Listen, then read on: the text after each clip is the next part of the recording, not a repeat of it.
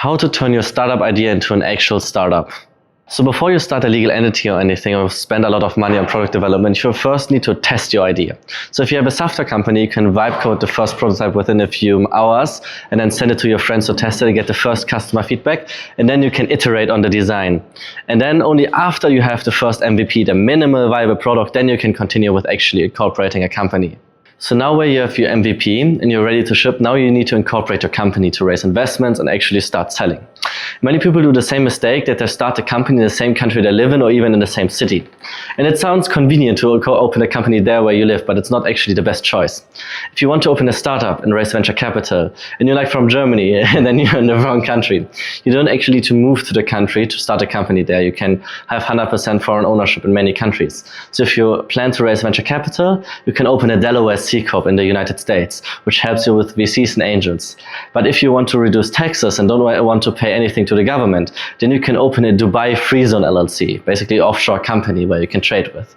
But if you want to be as cheap as possible, like the cheapest possible way to start a company without all the bureaucracy and the headaches, you can start a company in Estonia over the e-residency program, and you can save upon all the paperwork you need to do, basically like if you start a company in Germany.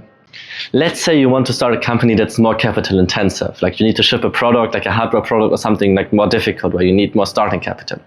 Then you can raise investor capital. Like let's say you open your Delaware C Corp, you reach out to VCs. The first thing you need to have is a pitch deck, like a little presentation, like 10 to 12 slides of PowerPoint that explains the problem and the solution, everything else about the team and how you came up with the idea and how you're planning to actually take on the market.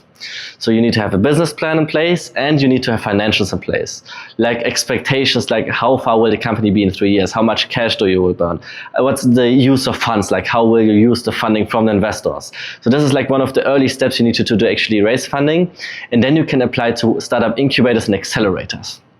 So an incubator is basically a startup school. So you go there if you are very early with your idea and they teach you like how to do all this startup kind of things, like the early beginnings. Then you can go to an accelerator like Y Combinator, Techstars, Antler, and all the other accelerators. And they actually help you to accelerate your company, hence the name. So you grow from a little team with a little idea to an actual big unicorn company in the best case scenario.